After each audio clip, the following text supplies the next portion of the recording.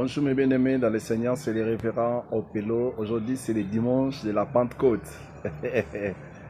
Et j'aimerais parler un peu sur le Saint-Esprit. En parlant sur le Saint-Esprit, j'aimerais faire sortir des dimensions de la manifestation du Saint-Esprit dans l'exercice du ministère.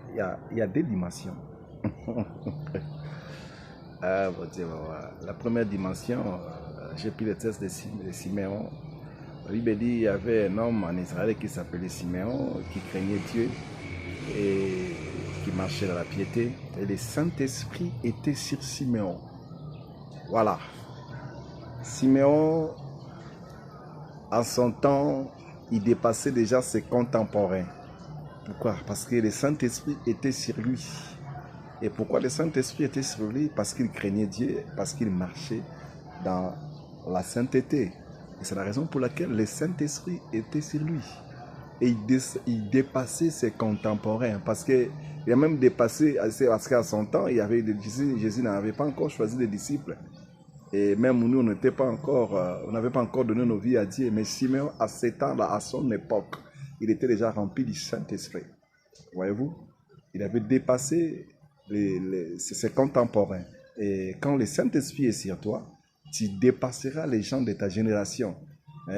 Vous pouvez commencer ensemble, mais dans les ministères, tu vas les dépasser parce que le Saint-Esprit est sur toi. Et pour que le Saint-Esprit soit sur toi, tu es obligé de marcher dans la sainteté, dans l'obéissance à la parole de Dieu. Voilà pourquoi la Bible témoigne de lui, que le Saint-Esprit était sur lui. Et lorsque le Saint-Esprit est sur ta vie dans le ministère, c'est là où il va commencer à t'orienter. Et tu vas commencer à faire des choses poussées par l'Esprit. L'Esprit va commencer à t'avertir. Et lorsque le Saint-Esprit est sur toi, tu toucheras à la consolation de Dieu. Et c'est comme ça que ces jours-là, poussés par l'Esprit, Simon est allé dans le temple et il a touché à l'enfant. Il a dit, je peux maintenant mourir en paix. Quand mes yeux ont vu ton salut. Voilà, lorsque le Saint-Esprit est sur toi, assure-toi que tu vas mourir en paix. Et tes yeux verront les saluts du Seigneur. Mais vous allez voir, ça c'est la première dimension parce que quand on parle de Simeon, on n'a jamais dit que Simeon a ouvert les yeux des aveugles ou faire parler les paralytiques. Pourquoi? Parce que c'était la première dimension. La première dimension, quand le Saint-Esprit est sur toi. Mais quand on parle de Jésus lui-même, il y a un temps où il devait commencer son ministère, et il était allé dans les temples, dans les synagogues, au moment où il voulait commencer son ministère. Et il commençait à dérouler. Et jusqu'à ce qu'il retrouve un verset du prophète Ésaïe, là où il dit « L'Esprit du Seigneur est sur moi. » Et il m'a oint. Alléluia, alléluia. Alors que lorsqu'il était, à son temps, lorsqu'il était entré dans les synagogues, et vous savez, dans les synagogues, c'était seulement un endroit où on venait lire les prophètes et lire la Torah. Laissez-moi vous choquer un peu parce que beaucoup de nos gens, de gens qui ont bâti les églises aujourd'hui, en fait, quand vous y allez, vous allez vous rendre compte que c'est seulement des synagogues. On lit seulement les prophètes et la Torah, mais il n'y a rien, il n'y a pas la manifestation du Saint-Esprit. J'ai connu beaucoup des églises comme ça. Et vous allez aussi voir la personne qui a bâti ces églises, très orgueilleux. Mais en fait, quand vous y allez, vous allez vous rendre compte que c'est seulement des synagogues et des temples. Il n'y a rien de manifestation, même pas un signe de la part du Saint-Esprit dans ces églises.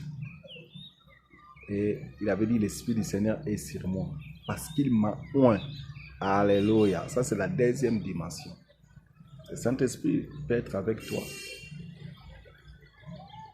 Mais la deuxième dimension, il a dit, parce qu'il m'a oint. Tu peux avoir le Saint-Esprit sur toi, mais ça va être oint par le Saint-Esprit pour opérer les miracles, annoncer la bonne nouvelle, guérir les malades, faire parler les muets. C'est ça la deuxième dimension.